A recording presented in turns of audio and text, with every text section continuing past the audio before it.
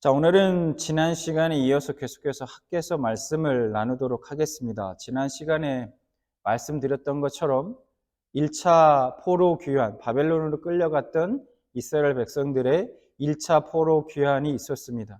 그때 돌아온 스룹바벨과 이스라엘 백성들은 성전, 완전히 무너진 예루살렘 성전을 재건하기 시작합니다. 그런데 그 성전 재건이 순조롭게 진행되었느냐? 그렇지 못했습니다. 그 이유 중에 하나가 바로 사마리아 사람들이 그 성전 재건하는 것을 방해했기 때문입니다. 스룹바벨이 성전을 건축하지 못하도록 모략과 중상으로 성전 건축을 방해했다는 것이죠. 그래서 예루살렘에 돌아와서 성전 건축을 하다가 이런 많은 방해로 인해서 결국은 이 성전 건축을 그만두게 됐고, 그 그만둔 지 약 15년의 시간이 지나게 됩니다. 이것이 지난 시간과 또 오늘 본문 말씀의 배경입니다. 그때 학개라는 선지자가 등장하게 되죠. 학개라는 선지자가 나타나서 너희가 이렇게 된 것이 하나님의 일에 힘쓰지 않고 세상 일만 힘쓰다가 당한 일이니까 이제라도 다시 하나님의 성전을 지어야 한다고 그렇게 독려하기 위해서 4번에 걸쳐 4번의 설교를 하게 됩니다. 그 중에 이스라엘 백성들이 학개가 한 첫 번째 설교의 은혜를 받고 다시 성전을 짓기 시작하는데 그것이 바로 학개서 1장의 내용입니다. 그런데 성전 재건을 위해서는 지금 2가지의 문제가 있습니다. 첫 번째는 이스라엘 백성들 안에 내부적인 문제가 그들에게 있었다는 겁니다. 그 중에 지난 시간에 우리는 첫 번째 문제가, 그 내부적 문제가 무엇이었는지 살펴보았습니다. 그것은, 그 내부적인 문제는 백성들, 그 공동체 안의 문제였는데, 즉 어떤 문제였냐면 자신들의 형편이 어렵다는 핑계로 성전 건축을 중단하고 또 미뤘습니다. 그래서 그들은 약 15년이 지난 후에도 여전히 성전 건축할 시간이 이르지 않았다, 때가 되지 않았다라고 이야기했다라는 것입니다. 그래서 학개서 1장 2절 말씀을 보면 이렇게 이야기하고 있죠. 만군의 여호와가 이같이 말하여 이르노라, 이 백성이 말하기를 여호와의 전을 건축할 시기가 이르지 아니하였다 하느니라. 그런데 사실 이러한 공동체 안에 내부적 문제도 있었지만 이거 플러스, 이 내부적 문제 플러스 외부적인 문제도 그들에게 함께 있었다는 겁니다. 그러면 이런 외부적인 문제가 무엇이냐? 바로 외부의 정치적인 문제가 있었다는 겁니다. 사실 학개 선지자가 성전을 다시 건축하라고 그렇게 말씀을 선포했지만 실제로 이스라엘 백성들이 편하게 마음대로 그렇게 성전 건축을 할 수 있는 상황이 아니었습니다. 왜냐하면 15년째 성전 건축을 멈춘 것은 주위의 반대 세력이 페르시아의 고위 관리들에게 이렇게 뇌물을 먹이면서 성전 건축을 조직적으로 그렇게 방해해 왔기 때문입니다. 그래서 우리가 에스라 4장 5절과 또 4장 23절을 보면 이렇게 말씀하고 있어요. 바사왕 고레스의 시대부터 바사왕 다리오가 즉위할 때까지 관리들에게 뇌물을 주어 그 계획을 막았으며, 23절, 아닥사스다 왕의 조서 초본이 르음과 서기관 심세와 그의 동료 앞에서 낭독되매 그들이 예루살렘으로 급히 가서 유다 사람들을 보고 권력으로 억제하여 그 공사를 그치게 하니, 24절, 이에 예루살렘에서 하나님의 성전 공사가 바사왕 다리오 제2년까지 중단되니라. 이 에스라서의 말씀을 우리가 좀 잘 이해해야 하는데요. 우선 24절에 이해라는 말씀이 있는데 이 이해라는 말은 이것처럼 혹은 그와 같이로 번역하는 것이 좀 더 바른 번역입니다. 그러니까 그렇게 하면 이게 무슨 뜻이 되냐면 이 에스라서의 말씀은 한마디로 이런 겁니다. 페르시아의 그 고레스 왕 때부터 다리오 왕 2년까지 성전 건축이 중단된 이후 그 그 이유나 후대에 있었던 성벽 재건이 중단된 것은 모두 지속적으로 사마리아인들의 집요한 방해가 있었기 때문이다라고 말씀하고 있는 겁니다. 계속해서 이 사마리아인들의 지속적인 방해로 인해서 성전 재건뿐만 아니라 후대에 있었던 성벽 재건까지도 계속해서 그런 방해가 있었다라는 것을 말씀해 주고 있다는 것이죠. 이런 문제들을 안고 있었습니다. 이런 문제를 안고 당시 유다의 총독이었던 스룹바벨은 성전을 다시 재건해야 하는 상황이었던 것입니다. 특히 이런 정치적인 외부의 문제는 스룹바벨이 어떻게 할 수 있는 일이 아니었습니다. 스룹바벨 쪽에서는 아무런 주도권이 없었다는 거예요. 그래서 이 문제를 학계와 동시대에 활동했었던 스가랴 선지자는 스가랴 4장 7절에 이 문제를 큰 산으로 비유하고 있습니다. 스가랴 4장 7절 이렇게 말씀하고 있습니다. 큰 산아 네가 무엇이냐? 네가 스룹바벨 앞에서 평지가 되리라. 큰 산아 네가 무엇이냐?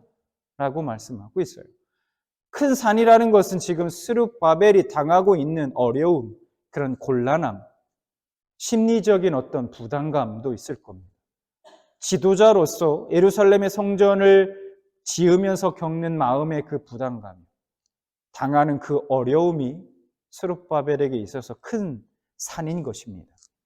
그런데 성경은 그냥 산이라 이야기하지 않고 큰 산이라 그렇게 이야기하고 있습니다.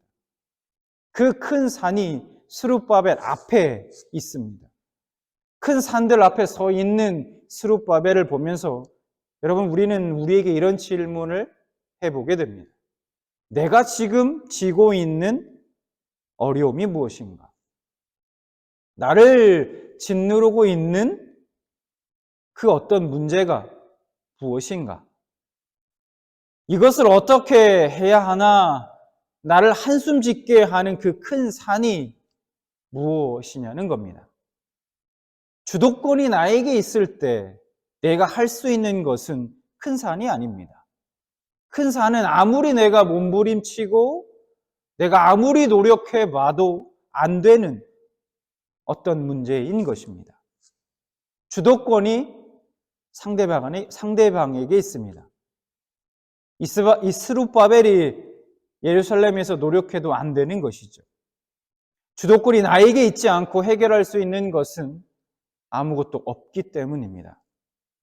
이런 상황 속에서 스룹바벨과 대제사장 여호수아와 또 백성들은 어떻게 해야 할까요?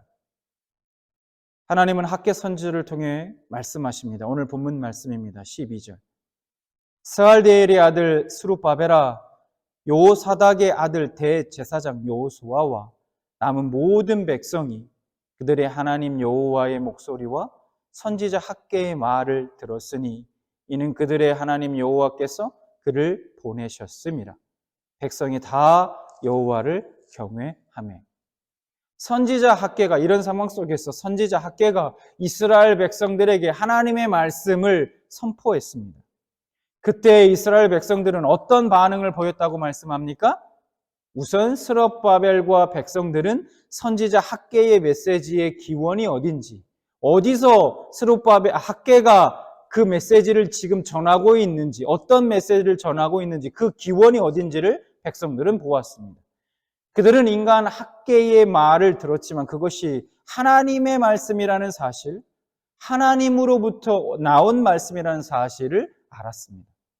그들은 하나님께서 학계 선지자를 보내셨다는 사실도 알고 믿었습니다. 그래서 스룹바벨과 여호수아 그리고 모든 백성들이 이것이 여호와 하나님의 목소리임을 인정했다는 것이죠. 그렇게 하나님의 말씀을 들은 이스라엘 백성들의 반응은 두 가지로 요약할 수 있습니다. 첫 번째는 그들은 하나님의 말씀을 들었고 순종했고, 둘째, 그들은 하나님을 경외했습니다. 우리가 하나님의 말씀을 듣고 순종하면 자연히 하나님을 경외할 수밖에 없습니다. 왜일까요? 우리가 하나님의 말씀을 순종하면 그 하나님이 어떻게 역사하시는지 내가 경험하기 때문에 그 위대하신 하나님을 경험하게 되고 결국은 그 하나님을 경외할 수밖에 없게 되는 것이죠. 또한 우리가 하나님을 경외하는 마음이 있으면 자연히 하나님의 말씀에 계속해서 귀를 기울이게 된다는 겁니다. 하나님의 말씀을 듣게 된다는 것이죠. 그래서 솔로몬은 전도서 12장 13절에서 이 두 가지가 사람의 본분이라 그렇게 결론 내리고 있습니다. 그래서 우리가 여기서 분명하게 알 수 있는 것은 하나님의 말씀에 대한 바른 이해와 지식이 바로 하나님께 바르게 반응하는 기초, 바르게 반응하는 과정의 기초라는 사실입니다. 하나님의 말씀을 그래서 우리는 듣는 것이 우선입니다. 하나님의 말씀을 듣는 것이 우선되어야 합니다. 우선 하나님의 말씀을 들어야 하는 것입니다. 저는 지금까지 여기서 이 자리에서 하나님의 말씀을 전했습니다. 많은 하나님의 말씀을 전했어요. 물론 오늘도 지금 이 순간도 마찬가지로 말씀을 전하고 있습니다. 그러나 저를 통해서 주어진 이 말들이 참으로 하나님의 말씀인가는 여러분들 각자가 판단해야 할 것입니다. 이 숙제는 여러분들이 풀어야 할 숙제라는 겁니다. 여러분이 판단하시기 바랍니다. 하나님의 말씀이라고 판단하신다면 여러분은 하나님을 경외하게 될 것이고 또 순종하실 것입니다. 사람의 말이면 여러분이 거기에 굳이 순종해야 할 의무는 없습니다. 그것은 그저 한 사람, 한 목사의 의견이라 생각하게 될 것이기 때문입니다. 하나님의 말씀을 듣고 하나님을 경외하는 스룹바벨과 백성들에게 하나님께서 다시 말씀하십니다. 13절. 그때의 여호와의 사자 학개가 여호와의 위임을 받아 백성에게 말하여 이르되 여호와가 말하노니 내가 너희와 함께 하노라 하니라.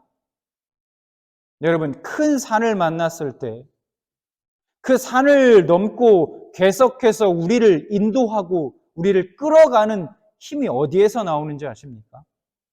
바로 하나님의 말씀, 그리고 그 약속에 대한 우리의 신뢰에서 나오는 것입니다. 여기서 하나님은 함께 하시겠노라 다시 약속해 주십니다. 주님을 섬기는 것이 지치지 않는 일이 아닙니다.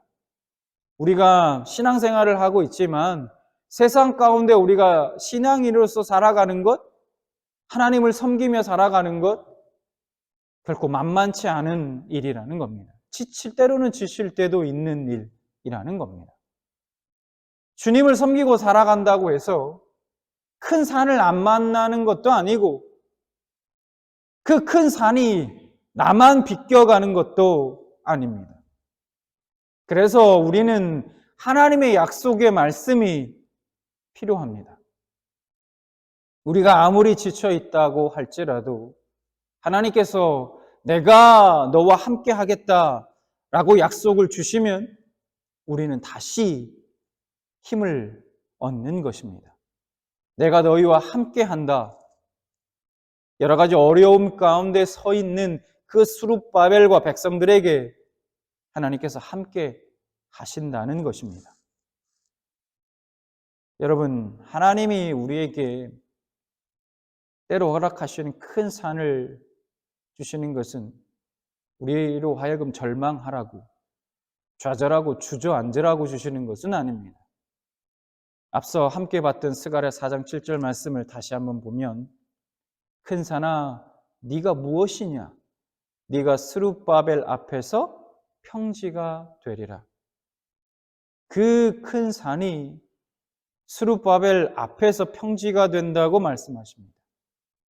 우리가 삶 가운데 맞닥뜨리는 수많은 큰 산들이 있습니다.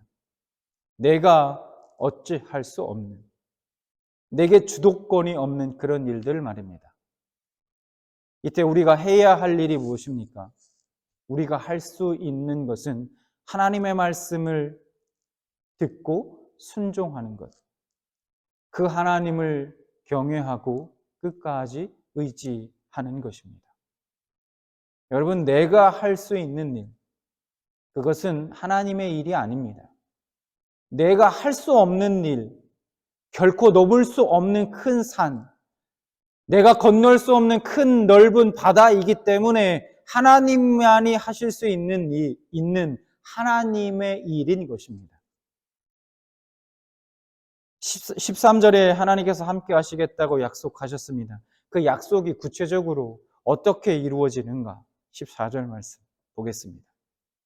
여호와께서 스알디엘의 아들 유다 총독 스룹바벨의 마음과 여호사닥의 아들 대제사장 여호수아의 마음과 남은 모든 백성의 마음을 감동시키매 그들이 와서 만군의 여호와 그들의 하나님의 전 공사를 하였으니. 여러분, 이 14절 말씀에 의하면 그 성전 건축을 누가 하게 하시는 겁니까? 하나님이 할 수 있게 하신 겁니다. 스가랴 4장 6절에도 하나님이 큰 산 앞에 서 있는 그 스룹바벨에게 이렇게 말씀하십니다. 스가랴 4장 6절. 그가 내게 대답하여 이르되 여호와께서 스룹바벨에게 하신 말씀이 이러하니라. 만군의 여호와께서 말씀하시되 이는 힘으로 되지 아니하며 능으로 되지 아니하고 능력으로 되지 아니하고 오직 나의 영으로 되느니라. 아멘. 성령의 감화 감동이 없이 하나님의 일은 진행될 수 없습니다. 하나님은 하나님의 일을 그냥 인간의 노력과 열정, 인간의 의지에만 내어 맡기지 않으십니다. 하나님의 말씀이 하나님의 종을 통하여 선포된다 하더라도 그것을 하나님의 목소리로 들을 수 있는 믿음이 있어야 하고 또 순종하는 의지가 있다고 하여도 우리 마음이 하나님을 향한 경외감이 지속적으로 일어나지 않으면 안 되는 겁니다. 그게 우리의 의지만으로 되지 않는다는 겁니다. 이 모든 것을 누가 하시는 것입니까? 성령님이 하시는 것입니다. 하나님의 성령을 통한 이 감화 감동이 하나님의 일을 이루시는 데는 절대적으로 필요하다는 사실입니다. 우리가 살다 보면 삶에서 어찌할 수 없는 큰 산과 같은 어려움과 장애물을 만날 때가 있습니다. 내게 이 문제의 해결의 주도권이 없는 일들을 만날 때가 있다는 말입니다. 그때 우리가 가장 먼저 해야 할 일이 무엇입니까? 바로 하나님의 말씀을 듣는 것입니다. 오늘 여러분은 하나님의 말씀을 들으셨습니까?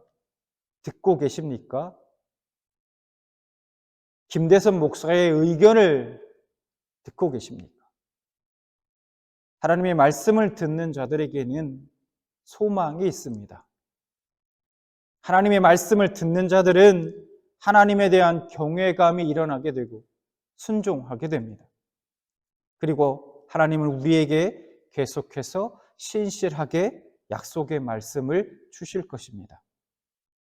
또한 성령께서 우리의 마음을 감동시키사 감당할 수 있는 힘을 우리에게 주실 것입니다. 매일 하나님의 말씀 앞에 엎드리시기 바랍니다. 그리고 구하십시오. 하나님께 모든 것을 맡기고 철저하게 믿고 의지하시기 바랍니다. 왜 그렇게 해야 합니까? 우리가 하나님께 맡기지 않고 해결하려는 순간 그 일은 나의 일이 되어버리기 때문입니다. 그러나 내가 하나님을 의지하고 하나님께 맡기는 그 순간 그 문제는 하나님의 일이 됩니다. 여러분, 다시 한번 말씀드리지만 내가 할 수 있는 일은 하나님의 일이 아닙니다. 내가 할 수 없기에 하나님의 일인 것이죠. 우리 삶 속에 우리 앞에 놓여진 수많은 문제들이 내가 해결할 수 없는 큰 산이지만 하나님이 우리와 함께 하실 때 우리는 우리의 그 모든 문제가 평지로 변하게 될 줄 믿습니다. 그러한 은혜가 여러분의 삶 가운데 있기를 주님의 이름으로 축원합니다.